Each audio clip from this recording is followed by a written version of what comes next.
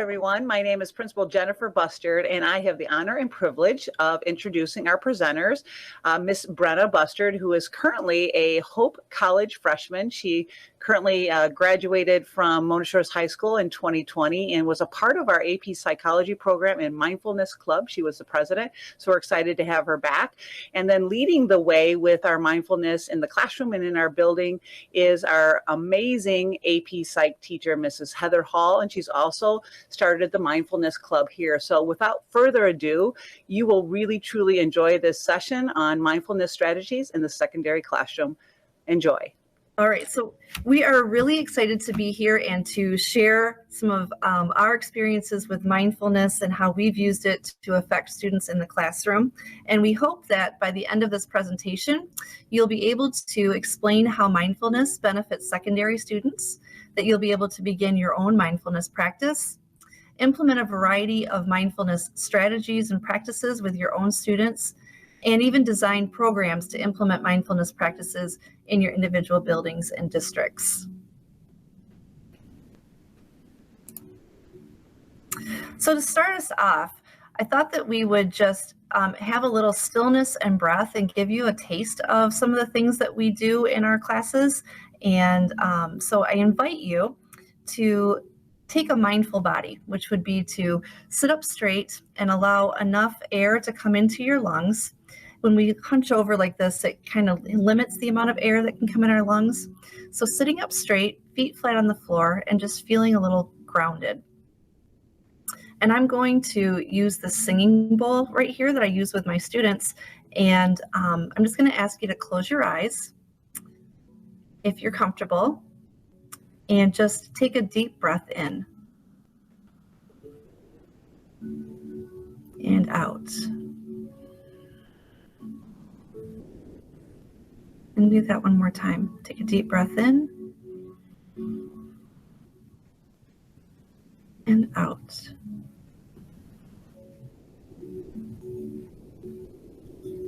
And then just breathing comfortably. I'm going to ring the singing bowl, and I just want you to listen to it and focus your attention on it. And when you can't hear it anymore, you can go ahead and open your eyes.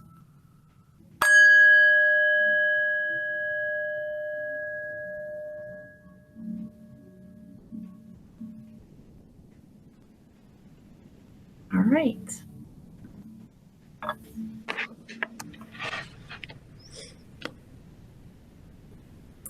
So just so we're all on the same page, we want to define how we think of mindfulness, and we think of it as awareness that arises through paying attention in a particular way on purpose in the present moment, non-judgmentally. Also stated, awareness that's rooted in the present moment without our minds getting involved with judgment and comparisons. So really we're talking about paying attention and truly being aware of what's going on in the moment that we're in.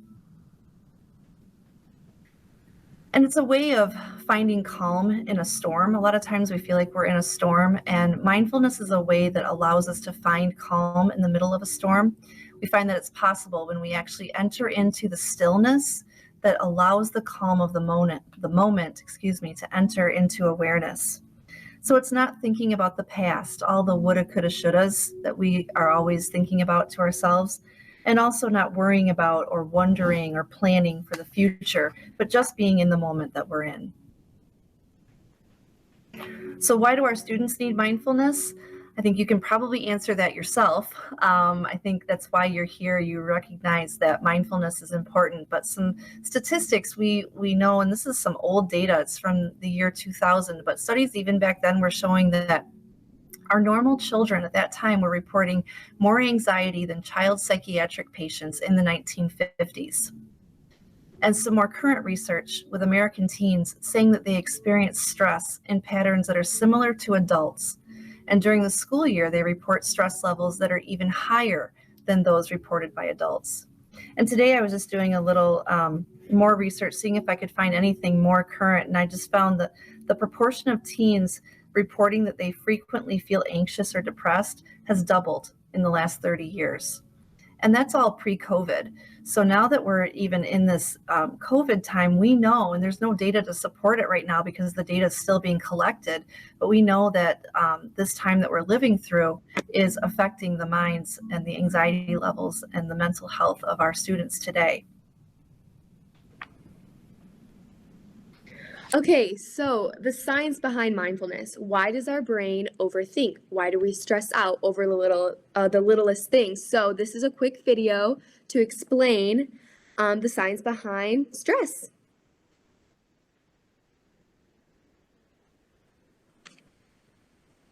The more you understand how your brain works and how thoughts and emotions interact, the more control you can have over your thoughts and emotions. It's your brain. It's time for you to start controlling your own thoughts and emotions.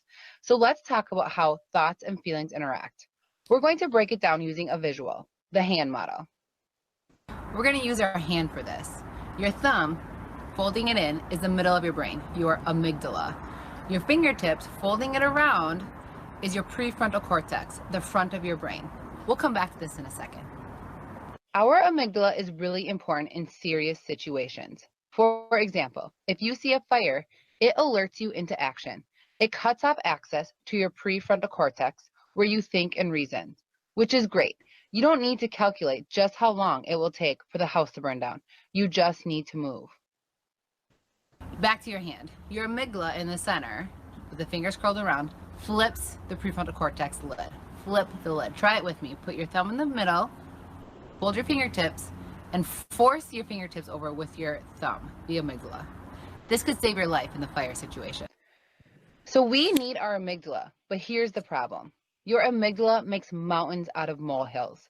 So when there isn't a fire, and just say a pop quiz, your amygdala may react the same and flip your lid when there's no need to. When your lid is flipped, that's when your thoughts and emotions become muddled. When this happens, it means your thoughts are driven by your amygdala, and they are often distorted. This can fuel your worry or anxiety. So your lid is still flipped, and you need your prefrontal cortex to perform well on that pop quiz. So you have to find a way to get the prefrontal cortex to come down so you can think and reason. Bringing your lid down is tough for all of us. We'll dive further into that next.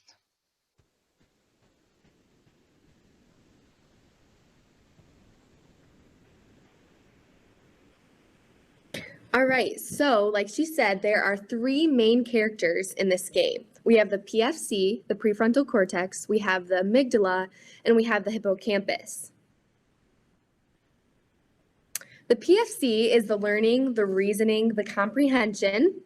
A lot of the knowledge goes in there. It's right up front. It controls decision making. It acts as the quarterback on our football team or a football team. It's like the wise old owl. Helps you pay attention, make good choices. All right, and then we have, like she said, right in the middle, we have the amygdala. This acts as the lineman of a football team. The amygdala allows you to feel certain emotions like fear, like stress. It also is called a guard dog, so it reacts to fear, stress, and then it also sends info between the PFC. The hippocampus is right next door to the amygdala. It's the main role or a major role with memory. It's like the coach of the football team. It remembers the old plays, has the playbook, it retrieves important information for later use. And so the amygdala and mindfulness, mindfulness allows us to think rationally, not thinking with our emotions. And preventing, like the video said, preventing our molehills turning into mountains. It prepares students to be present in the moment, make decisions that are smart and rational. If we use mindfulness, we can not only improve our mental health, but we can also improve our academic state. All right. So the phases of mindfulness, when we're doing mindfulness, sometimes we feel like there's a right way to do it and a wrong way to do it, or students a lot of times feel like they're not doing it right, but there really isn't a right way to do it. If you are in your present moment and you're trying to focus on just what you are experiencing in this moment, then you're doing it right. Okay, so all these other things you can see on this slide with this picture of all these different things that come in to our mind in our present moment that they're distractions, if you will. And so we try to let go of those things when we're practicing mindfulness so that we can just have that one focus of where we are right now. And as that stuff pops up, we just label it and say, this is a thought, and I'm going to let it pass by. And I'm just going to feel the experience that I'm having right now. And I tell my students it's okay to feel tired or to feel frustrated while you're, in a mindful state. It doesn't have to be a calm state. I think a lot of people mistakenly think that that mindfulness has to be this Zen, happy unicorns kind of a thing, and it doesn't have to be. It's whatever the emotion is in that moment that we're experiencing it and we're accepting it and we're doing it non-judgmentally. So how do we fit this kind of thing into our secondary classrooms? Well, the first place that I start is, and I did this before I even knew that mindfulness was a thing, is just having a calm and inviting environment in the classroom. And the picture in the bottom left you'll see is a picture of my classroom. And the lighting is a little different. I'm actually sitting in my classroom, so you can see some of the things that I have behind me. It's a warm environment. Christmas lights strung around the ceiling, and I have lamps around the room. I don't even use the overhead lights.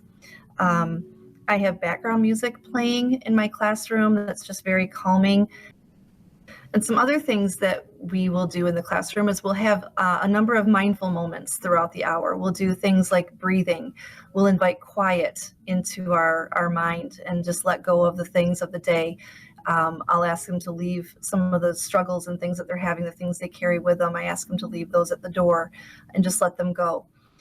Whenever we take a test, we always practice breathing right before we take a test, just to get their mind focused on something that's more positive and something that's more calming than the anxiety that they're often feeling before they take a test.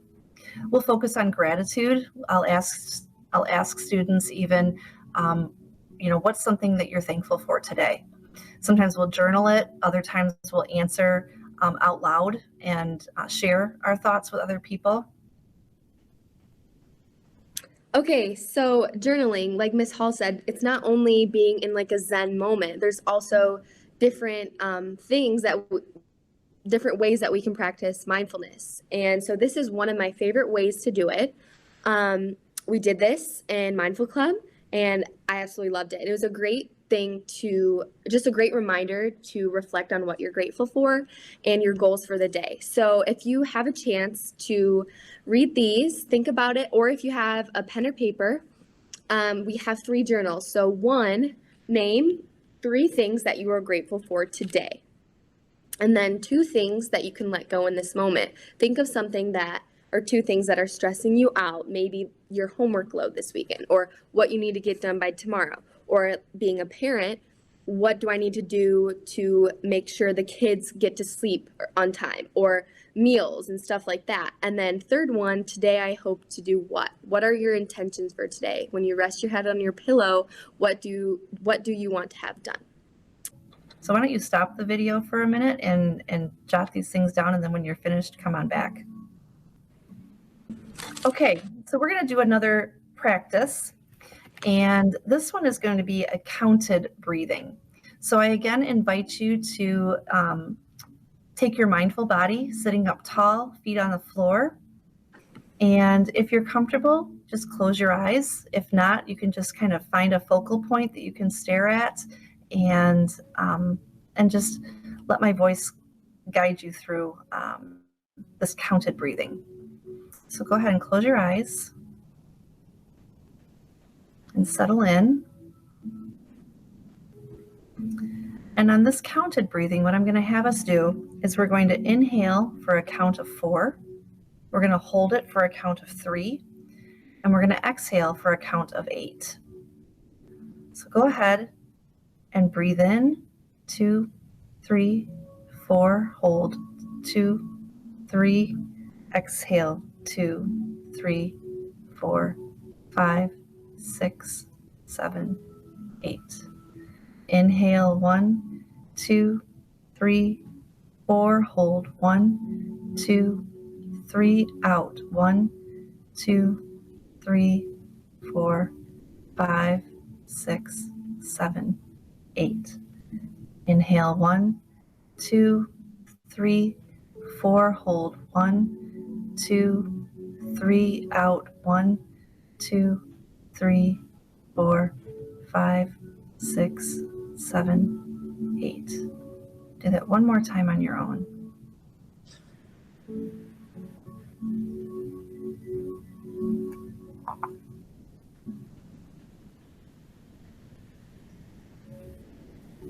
I'm going to ring the singing bowl again, and when you can't hear it anymore, go ahead and open your eyes.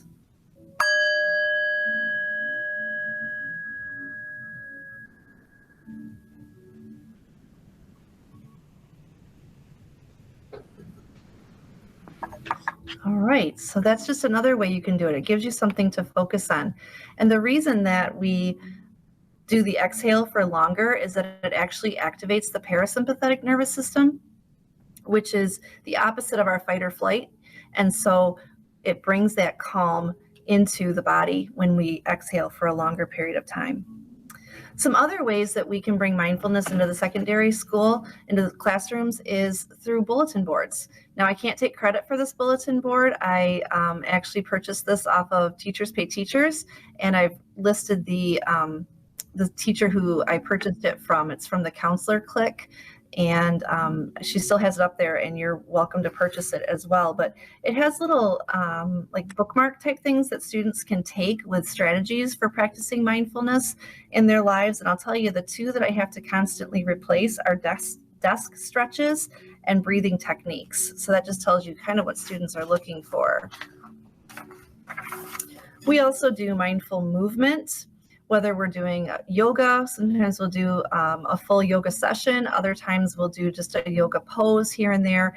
I do very frequent brain breaks throughout the class period where we will go out into the hallway or outside and things. And in this picture here on the bottom right, we're actually playing, I believe we're playing rock, paper, scissors, and having some fun with rock, paper, scissors, and just focusing on that and getting our mind off of all the worries and things of our lives and of the day, and just having some fun. And then it's amazing how when we come back to the classroom, we're ready to learn again.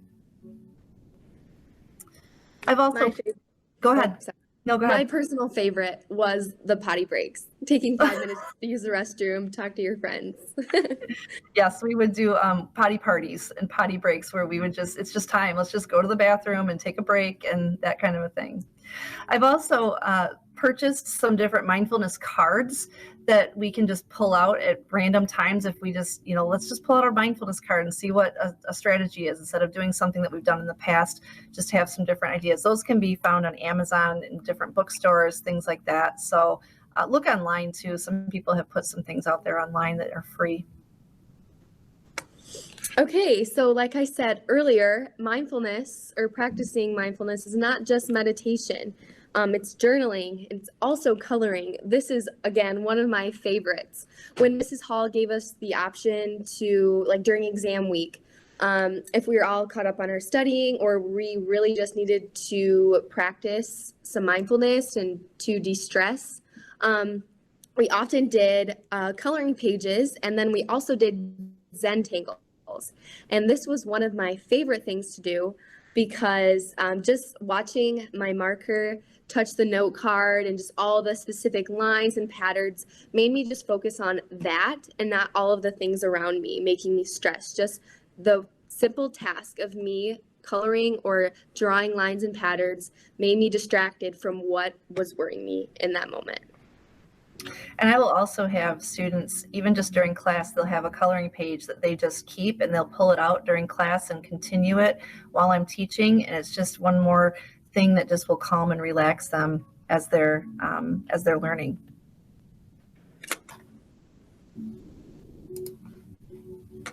Oops, there we go. Another thing that I've done in the past, I don't have it this year simply because of all the COVID restrictions and things, but it's a calming corner, and you may be familiar with this. A lot of elementary teachers have a calming corner. because they have the same kids all day. And I highly recommend it for elementary, but I think secondary classrooms can have one as well. I called mine the Zen Den, and it's a corner right behind my desk, and it has pillows and some different fidgets and different things that students can use to help calm them if they're having just kind of a rough day. There's coloring pages back there, and there's various strategies that they can use, breathing techniques, whatever works for them. And I ask them to stay back there maybe 5 minutes, get themselves back together, and then be able to come back and be part of our learning environment after they've kind of calmed down a little bit. But I think this would be great to have in a building for students to be able to go to. We don't have that at this point right now, but just having it in a classroom is advantageous as well. All right, so the Mindfulness Club last year was the second year running. I was the appointed student leader of it, and we met Mondays after school for about 30 minutes. So we did have a Google Classroom. The first year, if I remember, we averaged about 4 students. It was the first year, and it just was really new to our district and obviously our high school. So then last year, which was so much fun to see, staff members, they came to our club on Mondays, and also we averaged about 12 to 14 kids a Monday. So that was like super cool to see that it was developing, it was getting exposure throughout our high school. And we do have free tea. So that was just one of the perks. But we also we start with journals, we do meditations. Some days we have, some days we do have designated stuff and assigned stuff that we do. So yeah, and sometimes we did yoga. I think we did that once. But yeah, just more ways to get to use strategies about using mindfulness. So yeah. So take a minute right now and think about what you're thinking right now about these strategies, and write down some of the things that you're thinking in this moment right now. How do you think some of these strategies that we've talked about so far could help your students? And which ones do you think you could take back and use in your classroom as soon as tomorrow? So go ahead and pause the video and write down some ideas while it's fresh in your mind, and give yourself just something tangible to take back with you. Okay, so little story time for all of you. I took AP Psychology my junior year of high school. I'm now a freshman at Hope College. I don't know, my mom said that. So at the end of the year, when the seniors took their AP exams, the juniors had to be assigned a project that you had to teach yourself or someone else a concept. And throughout the year, I was first introduced to mindfulness, I think my sophomore year of high school, by my choir teacher. And I really didn't dive into it until Mrs. Hall's class. And I really didn't know what I wanted to do. I had an interest of teaching elementary students, and Miss Hall we talked about the idea of me bringing mindfulness to an elementary level. And I instantly emailed one of my old volleyball coaches, who was a first grade teacher at one of our elementary schools in the district. And I was like, what do you think about this idea? What if I come and teach mindfulness 3 days a week? And she emailed me right away, and she instantly jumped on it. She was like, you have to do it. So there's pictures along the slideshow. So for a whole trimester, the end of the year, 3 days a week, I would go and we would do journal prompts. We would do activities. We did mindful jars, which was so much fun. They were like stress-free mindful jars with all this like glitter glue, beads. We did a lot of projects. One of my favorite journals that we did, and a lot of like positive affirmations, was I love that I am, can, and have. So they love what they have, what they can do, and what they are. So especially at this age, learning in AP Psychology, learning these ways to cope with all of their worries and stresses. And to them, it's not like huge things, but even at that age, it's so important for them to learn those concepts to further bring them along into their lifetime. So this was so much fun. And it not only brought an interest, it turned into a passion of mine to teach elementary ed. So here's a quick video.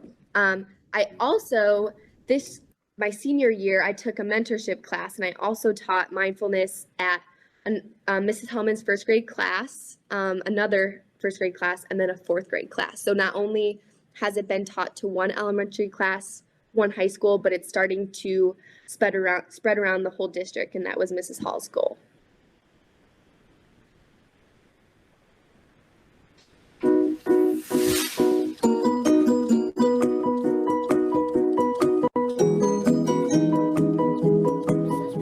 Taught me about stress, and it helps me in the classroom by when I don't get a spelling word right, I don't get mad.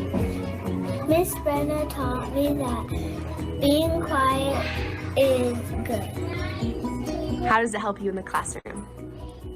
Staying a good listener. Yes. Helps me be present, and it helps me on my spelling test. I learned from Miss Brenna that mindfulness helps me control myself, and it helps me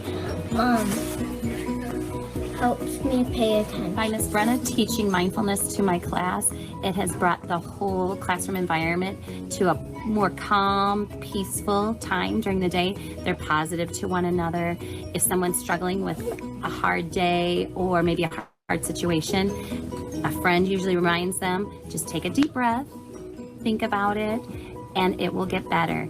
So a lot of times if they're stressed out, even about a test, or they're stressed out about a friend not being kind at recess, they've been using their mindfulness strategies to really persevere and do better and be kinder to one another. All right. So my goals, like I said, I'm hoping to be a future educator. I'm studying early childhood with a special ed endorsement. I'm at Hope College right now.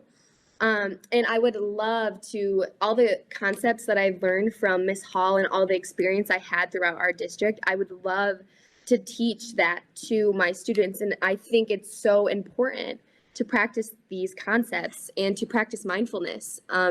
We even had, when I was teaching in a class, we had our curriculum director come and observe my teaching, and like he was impressed because he knew that because mental health is so important, he knew that there are ways that we should work with our students to help them.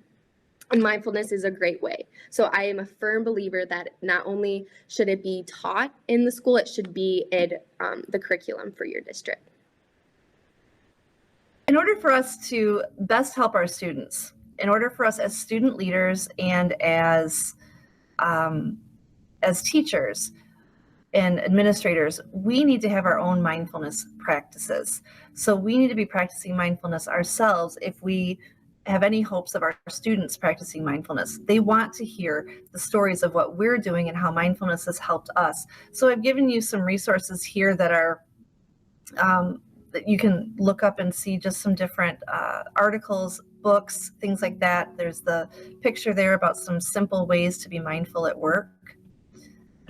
And just some things, with what you can do tomorrow. This would be for your own practice here. And there's this stop method here, stopping the distractions, including your social media. Put your phone away, set a timer for yourself, and then put it away. And stay off the social media give yourself 5 minutes. Set an intention to just be present in that moment that you're in. Take some deep breaths. Activate that parasympathetic nervous system by slowly exhaling. Offer compassion, especially to yourself. We're so hard on ourselves. So in these 5 minutes where you just are breathing, be compassionate to yourself. Don't judge yourself. And then pause and just be in that moment. And if you can repeat that 3 times throughout your day, I know that might sound like a lot, but it really is beneficial. All right. So mindfulness, what can you do tomorrow? What can you do to bring it back to your district? In times like this, everything is unknown. And I think it's like, I'm happy that I can actually present without a mask. And I'm happy and grateful that we could actually do this, because I know this is so important. And mindfulness is actually a great way, especially during these times, to control what we can and not to stress about things that are out of our control. So again, here are some mini practices that you guys can do. The breathing, what Ms. Hall did earlier, the body scans, looking at an object in a room, coloring, Zen tangles. There are some YouTube videos, and just to be present in the moment and to go for a walk and try to spend time with people that make you happy. Do what makes you happy. So this presentation is linked to the Summit website, and the presentation itself with all of these links that we have in here is there as well. So you have access to a Google folder full of mindfulness resources.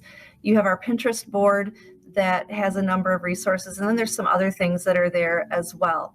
This is also our contact information, and if you have any questions, we would be more than happy to talk with you, to email. We'd even be willing to meet virtually if that was something that you were interested in. But if you have questions for us, we'd be happy to answer those for you. Yes, and if anyone is interested, and if you're a student leader and you want to get something going, if you want to teach it in your district, I would love to talk to you, meet up with you virtually, give you some ideas. I do have a lot of my presentations and my my lectures for, I wouldn't call them lectures, but yeah, my presentations that I have them all saved from my teaching in the elementary classroom. So thank you so much. So we hope this was beneficial to you, and maybe we'll hear from you. Have a great day. Bye, guys.